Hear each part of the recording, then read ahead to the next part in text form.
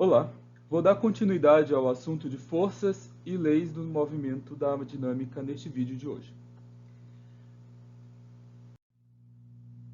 Vou abordar para vocês uma das aplicações das leis de Newton, que faz uma análise das forças envolvidas na interação entre corpos.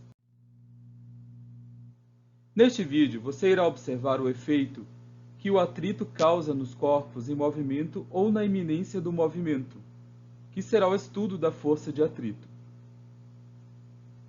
O atrito é uma força de contato entre superfícies quando há tendência de movimento ou escorregamento entre elas. Então estaremos falando do tipo de superfície no qual o objeto está se movendo, se é uma superfície mais áspera ou rugosa, ou se é uma superfície mais lisa. As superfícies mais lisas ou menos irregulares são as que mais facilitam o movimento. Já aquelas mais irregulares ou ásperas são as que dificultam o movimento. Mas embora o atrito dificulte o movimento dos corpos, é graças a ele que podemos andar e pegar em objetos. Caso contrário, ficaríamos escorregando por aí, o que impediria o movimento.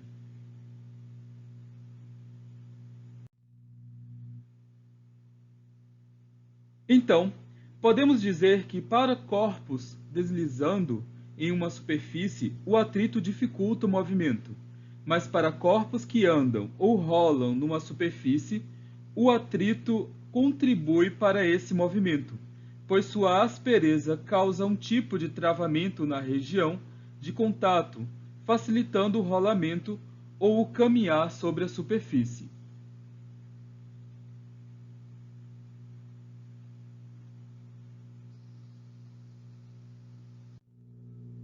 Como já comentei, o atrito ocorre por conta da aspereza da superfície, como por exemplo um chão revestido de cimento.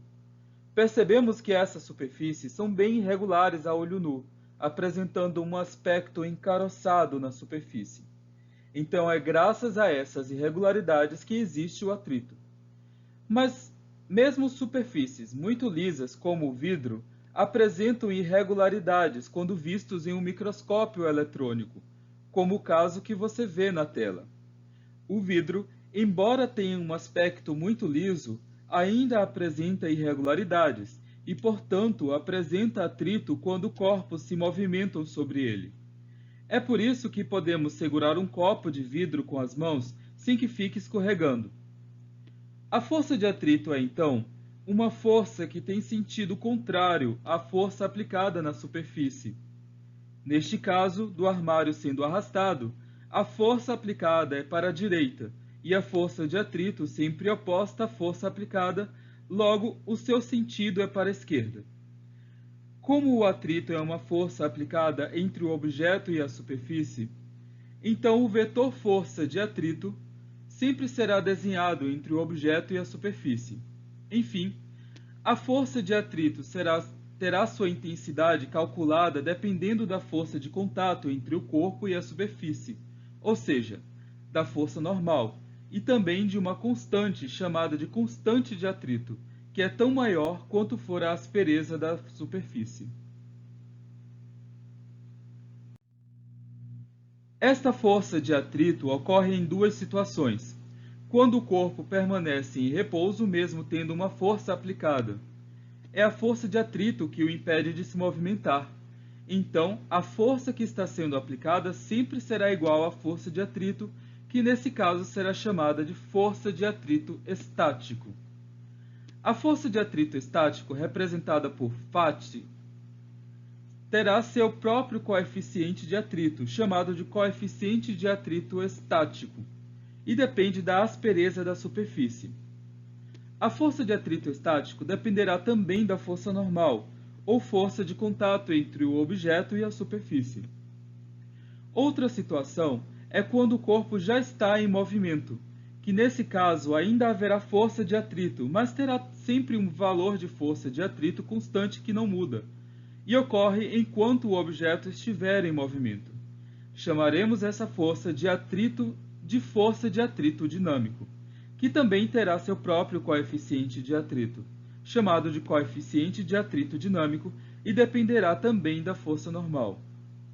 Observe que a adesão à superfície é maior quando o objeto está em repouso do que quando já está em movimento. Isso provoca uma dificuldade maior para tirar os objetos do repouso do que para mantê-los em movimento, ou seja, a força de atrito estático máxima é maior que a força de atrito dinâmico.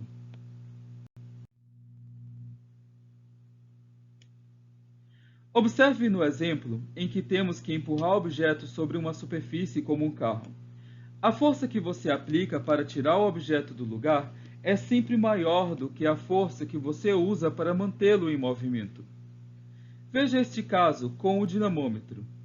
Quando o objeto é puxado, é aplicada uma força máxima de 3,3 newtons, mas quando o objeto entra em movimento constante, a força aplicada reduz para 2,7 newtons. Mais uma vez, explicando que o atrito reduz quando os corpos entram em movimento. Aqui podemos ver graficamente como isso ocorre. A força de atrito estático aumenta gradativamente até um valor máximo. Após esse valor máximo, a força de atrito reduz quando o objeto está em movimento.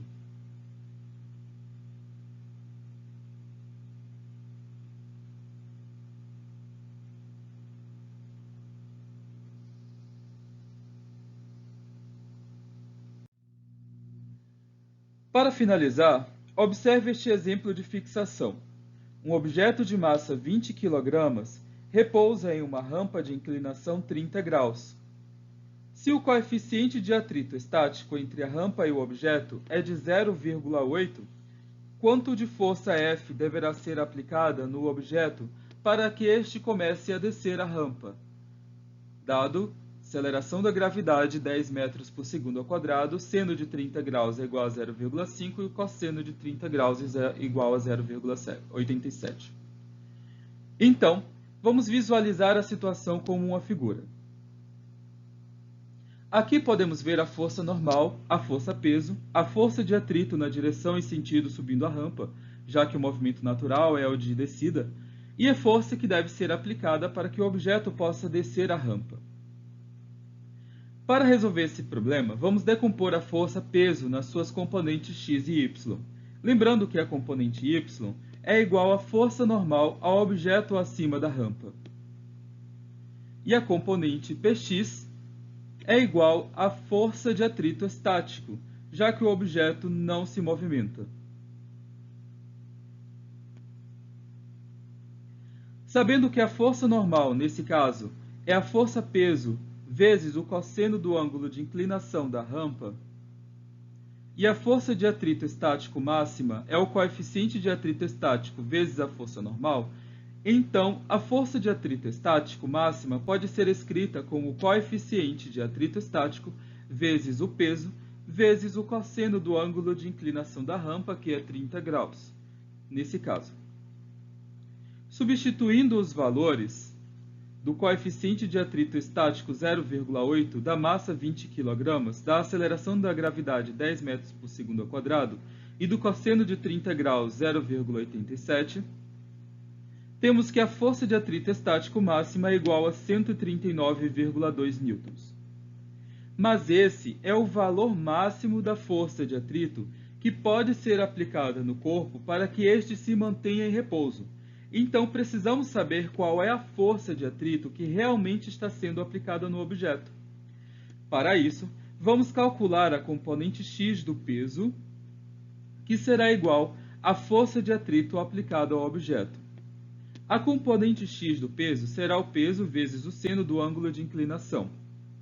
Como o peso é massa vezes a gravidade, então a componente x pode ser escrita como massa vezes a gravidade vezes o seno de 30 graus. Substituindo os valores da massa, a aceleração da gravidade seno de 30 graus e realizando a multiplicação, temos que a força que puxa o objeto para baixo é igual a 100 newtons. Então a força F, que deverá ser aplicada no objeto, deve ser maior que a diferença entre a força de atrito estático máxima e a força de atrito aplicada no objeto, que é representada por Px. Substituindo os valores, temos que a força que deverá ser aplicada no objeto para que este se movimente deverá ser maior que 39,2 newtons. E para este assunto é só. Até a próxima aula.